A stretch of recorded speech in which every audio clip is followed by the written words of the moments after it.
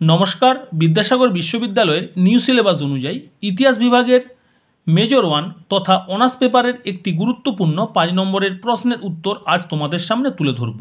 প্রশ্নটি হলো ষোড়শ মহাজন পদ সম্পর্কে টিকা লেখো। তোমাদের এই প্রশ্নটি আজ আমি 5 নম্বরের উত্তর হিসাবে তুলে ধরব।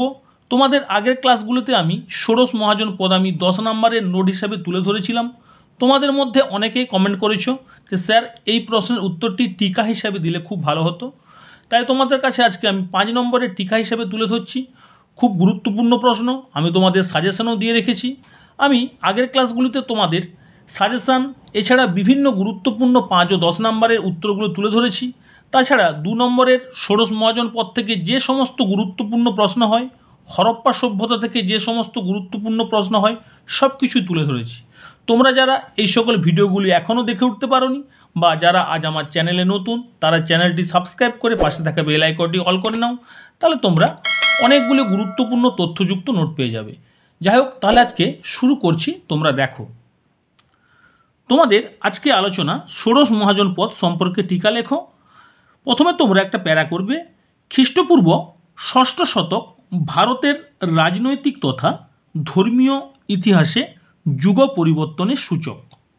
প্রচলিত ব্রাহ্মণ্য ধর্মের বিরুদ্ধে প্রতিবাদী ধর্ম আন্দোলন, উত্তর পশ্চিম ভারতে বৈদেশিক আক্রমণ ইত্যাদি ঘটনা ঘটেছিল এই শতকেই।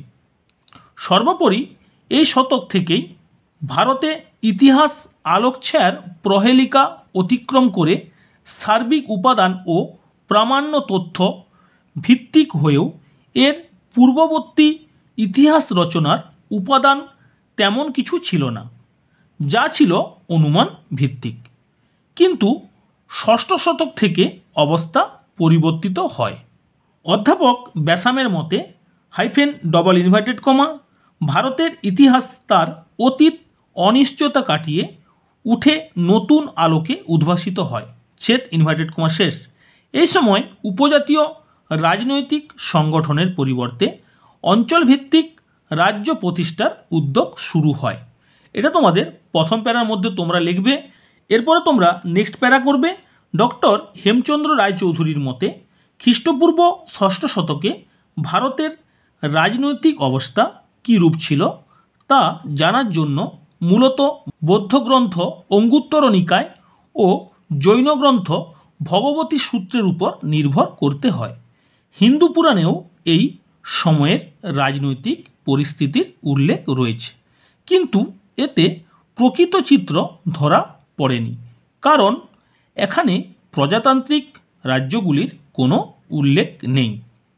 বিভিন্ন উপাদান থেকে জানা যায় যে খ্রিস্টপূর্ব ষষ্ঠ শতকে ভারতের রাজনৈতিক ক্ষেত্রে কোনো রূপ ঐক্য ছিল না। একটি অখণ্ড রাষ্ট্রের পরিবর্তে ভারতবর্ষে একাধিক ক্ষুদ্র ক্ষুদ্র রাষ্ট্রের অবস্থান ছিল। সাধারণভাবে তখন 16টি মহাজনপদ বা রাষ্ট্র ছিল বলে ষোড়শ মহাজনপদ নামে উল্লেখ করা হয়েছে। বৃহৎ রাষ্ট্ররূপে মগধ সাম্রাজ্যের উত্থানের পূর্ব পর্যন্ত সময়কে তাই ষোড়শ মহাজনপদের যুগ নামেও বা বলেও অভিহিত করা হয়ে থাকে। এরপরে তোমরা নেক্সট প্যারা করবে।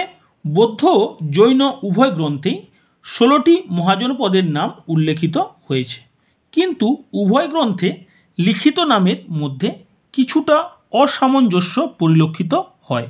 অঙ্গুত্তর নিকায়তে যে 16টি মহাজনপদের নাম উল্লেখিত রয়েছে সেগুলি হল কাশী, কোশল, অঙ্গ, মগধ, বৃজি বা বজ্জি, মল্ল, চেদি, বৎস, কুরু, পাঞ্চাল, মৎস্য, সুরসেন, অশ্মক, অবন্তী, গান্ধার এবং কম্বোজ।